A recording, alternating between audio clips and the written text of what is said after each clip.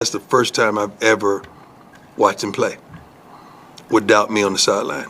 I've never seen him play without me coaching him. So that was strange, but it was good and it was healthy. After Deion Primetime Sanders said some shocking things after his son Shedeur's historic NFL debut with the Cleveland Browns, the football world is buzzing with rumors and conspiracy theories. What was supposed to be a simple story about a proud father watching his son break a 29-year curse and become the first Browns rookie quarterback to win his first start since 1995 has turned into something much more interesting and possibly dangerous. Deion didn't just sit in the stands and watch the game like a normal parent. He didn't sit in a regular suite with other family and friends. Instead, he watched the whole game from the luxury box of Mark Davis, the owner of the Las Vegas Raiders, the team his son was playing against. Deion went out of his way during a press conference to publicly thank Davis for his hospitality and stress how rare and unprecedented this kind of gesture is in professional sports. Before we get into the wild theories and guesses that are driving NFL fans crazy right now, let's go over the basics. In a 24-10 win over the Las Vegas Raiders, Deion Sanders made his regular season debut for the Cleveland Browns. He completed 11 of 20 passes for 209 yards, 1 touchdown, and 1 interception. Browns head coach Kevin Stefanski named Shedeur the starting quarterback for the Week 13 game against the San Francisco 49ers right away after the performance. This shows that Cleveland sees him as their guy moving forward. This should be a happy story about a young quarterback doing well under pressure and a father being proud of what his son has done. And there are a lot of Browns fans who are here today, and he was signing some autographs. His dad, of course, was here. There he is, cowboy hat and all. But the strange things that happened before and during the game that Deion watched have made what should have been a simple feel-good story much more interesting and mysterious.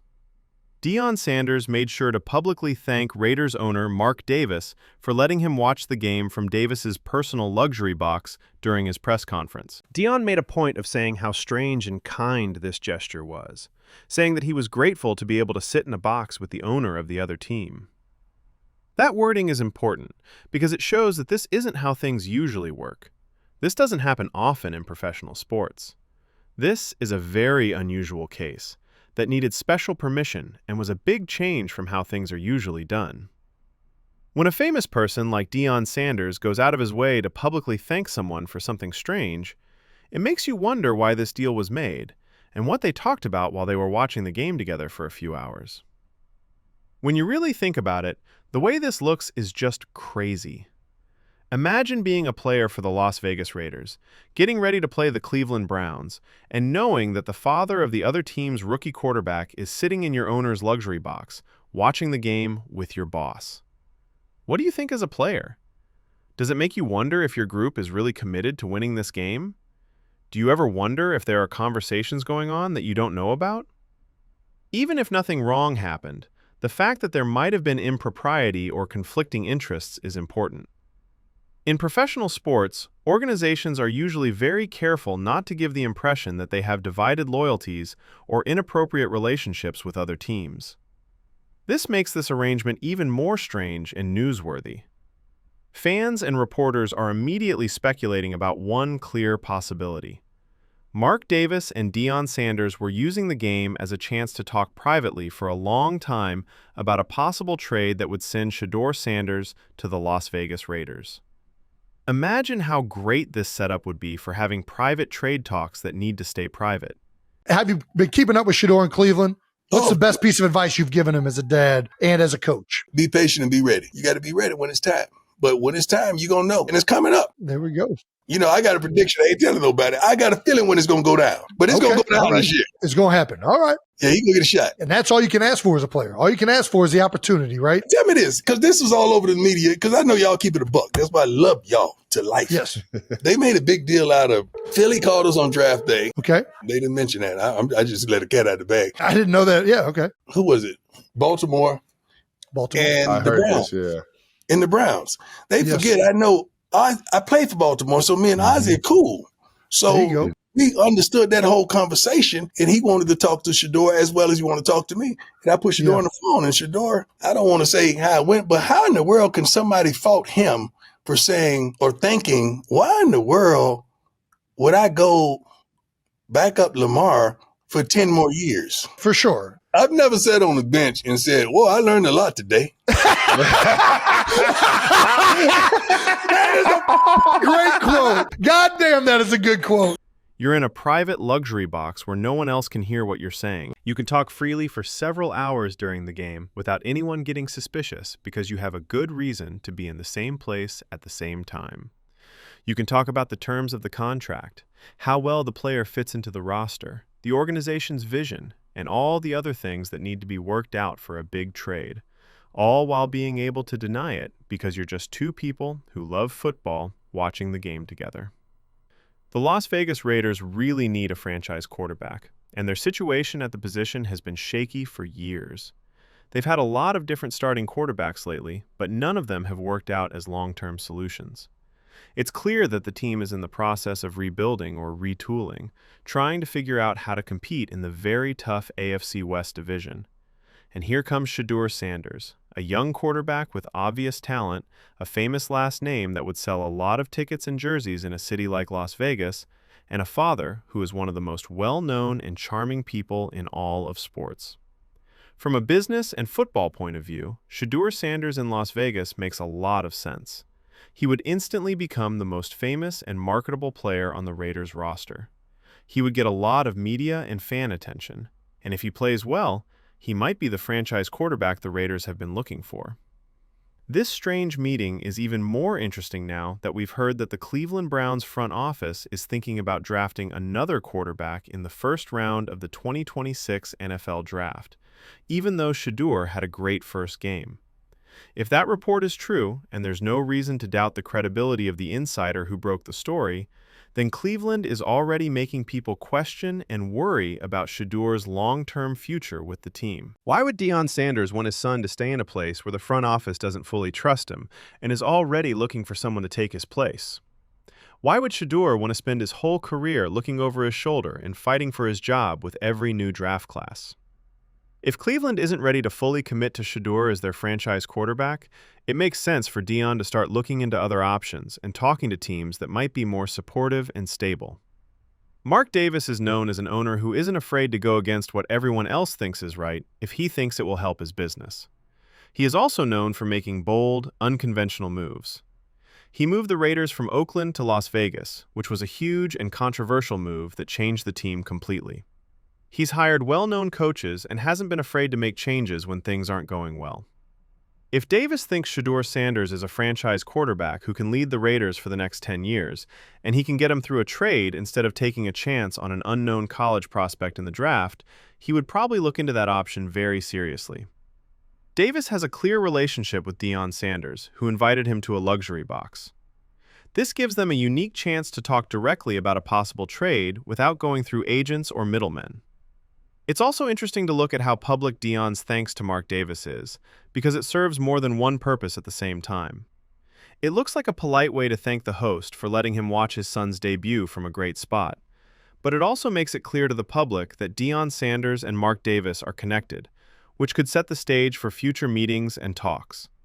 It tells Cleveland's front office that other teams value and respect the Sanders family in ways that Cleveland doesn't, at least according to their plans to draft another quarterback. And it gets people talking and thinking about a possible link between Shedeur and the Raiders, which could be good for everyone involved depending on how things turn out.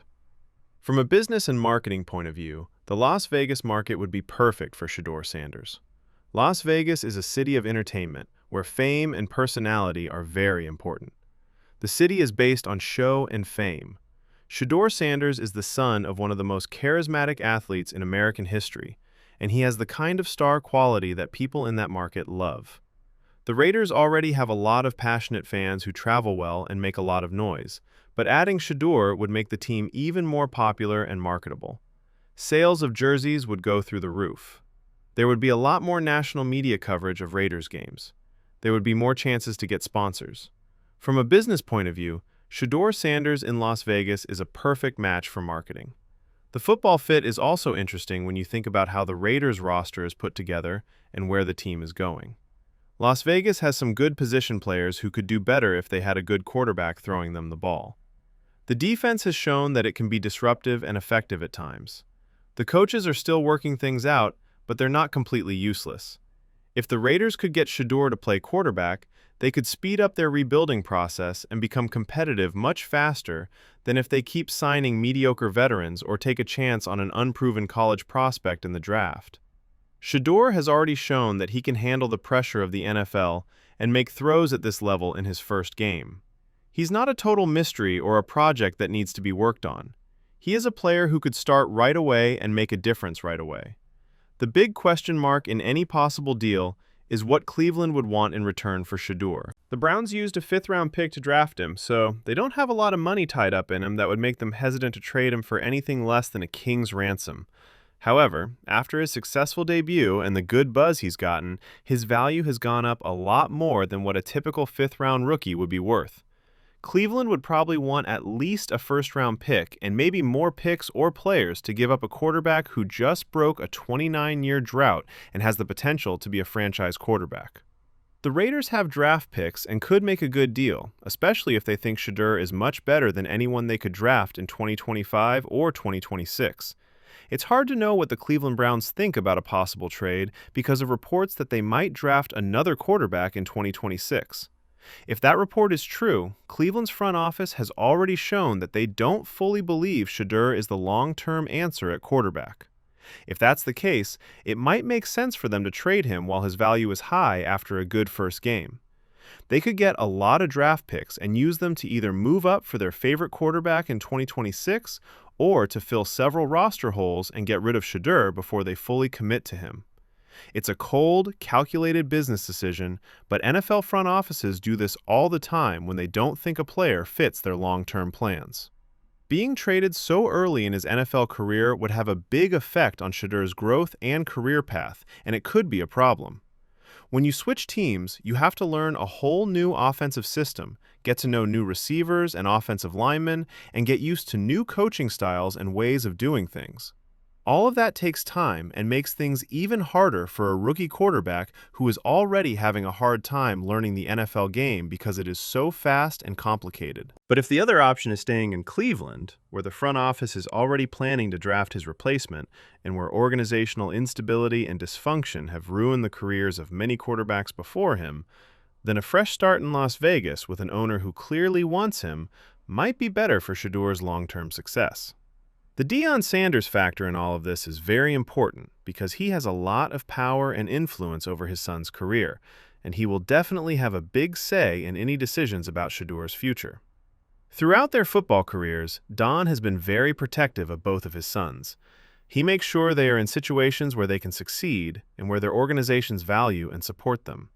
He won't just sit back and let Cleveland draft another quarterback after one good game to hurt Shedeur. He will talk to other teams and ownership groups and fight for his son. If he thinks that is what is best for Shedeur's career, he may even push for a trade. The meeting with Mark Davis in the luxury box could definitely be the start of that process. It could be the first step in talking about options and seeing if there is interest. If the Browns were to trade Shedeur, their fans would probably be very angry and upset. The fans just saw their rookie quarterback do something amazing. He broke a curse that had been hanging over the team for almost 30 years. After years of being let down and angry, they finally have a reason to be hopeful about the quarterback position. And if the team trades him after just one game because they are already planning to draft someone else, it will be another example of Cleveland hurting itself by making bad choices and not working well together. The backlash would be strong and last for a long time. It could hurt ticket sales, merchandise sales, and how much fans are interested in the team as a whole. It would be interesting to see how a Shedeur Sanders trade would affect the NFL as a whole, because it would set rules for how teams deal with promising young quarterbacks and how much family members can affect career paths. If Deion can successfully arrange a trade that moves Shedeur from Cleveland to Las Vegas through behind-the-scenes talks and building relationships with ownership groups, it would show a level of player agency and family involvement that would get the attention of other prospects and their families.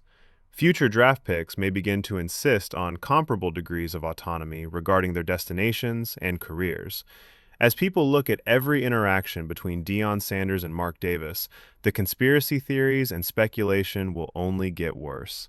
Every comment made at press conferences and every social media post that could give away future plans. Was the invitation to the luxury box really just a nice thing for one football person to do for another? Or was it a planned move to make it easier to talk about trade without anyone watching? Was Deion just being polite when he thanked Davis in public? Or was he sending messages to other teams and the Cleveland front office? The truth is probably not on either side. A mix of real hospitality with some business talk and relationship building that could pay off in the long run. The time frame for when any possible trade could actually happen makes things even more complicated. This season's NFL trade deadline has already passed, so any deal involving Shedeur won't happen until the offseason at the earliest. That gives Cleveland a few more months to watch Shedeur play in more games and decide if they really want to draft another quarterback or stick with him as their franchise player. It also gives Deion and Mark Davis time to keep getting to know each other and talk about what might happen next. The fact that this is a long-term play instead of a quick deal makes the luxury box meeting more likely to be the start of trade talks. This is because both sides know they have time to work out the details and don't need to rush into anything. Because this story has a lot of interesting sports elements, it will get a lot of media attention and public interest. You have a famous father who is looking out for his son's career. You have a franchise that has a history of problems that could be hurting itself again. A group of owners in Las Vegas might be making a big move to get a franchise quarterback in a way that isn't normal. You have the interest of negotiations going on behind the scenes that are happening in plain sight. All of these things come together to make a story that is more than just about football. It's also about family, loyalty, business, and the politics of professional sports. When thinking about where Shedeur might have a better chance of long-term success, the coaching situation in Las Vegas compared to Cleveland is also important. Both teams' coaching staffs are still trying to prove themselves and show that they can create winning cultures. From a stability point of view, neither situation is good. But if the Raiders are ready to fully commit to Shedeur and build their offense around his strengths, and Cleveland is already planning to draft his replacement, then the organizational commitment and support heavily favors Las Vegas. Coaching and scheme are important, but so is ownership and front office's faith and dedication to the young quarterback's growth. There are other quarterbacks in the league who have asked to be traded or forced their way to new teams. This is similar to how this could play out. Deshaun Watson made Houston let him go. Russell Wilson basically left Seattle after years of stress. Aaron Rodgers was traded from the Green Bay Packers to the New York Jets. In today's NFL, quarterbacks and their agents have more power than ever to decide where they will play and what they will do with their careers. If Shedeur and Deion think that Cleveland isn't the best long-term fit and that Las Vegas has better chances, they can make that happen because they have the power and connections to do so, especially if Cleveland is already thinking about drafting another quarterback. In any case, the main point is that what seemed like a simple story about a father watching his son make his NFL debut has turned into something much more complicated and possibly dangerous. There has been a lot of talk about a possible trade that could send Shedeur to Las Vegas since Deion Sanders and Mark Davis met in a luxury box, and Cleveland is said to be planning to draft another quarterback in 2026. We'll find out over the next few months if these trade rumors are true, or just fans getting too excited about a nice gesture. This is because Shedeur is still in his rookie season, and teams are getting ready for the offseason. But there is one thing that is for sure. The story isn't over yet, and the drama around Shedeur Sanders and his NFL future is just getting started. So, if you want to know what's going on with this very interesting situation, whether the meeting in the luxury box was really about trade talks or just good sportsmanship, and whether Shedeur ends up in Las Vegas or stays in Cleveland, you need to sign up right now so you don't miss any breaking news. Please let us know in the comments below if you think Mark Davis and Deion were really talking about a trade or if this is all just speculation about a conspiracy theory. If you love the drama and intrigue of NFL politics and power moves behind the scenes, hit that like button. This story is moving quickly, and you'll want to keep up with every twist and turn as it happens this season and in the off-season.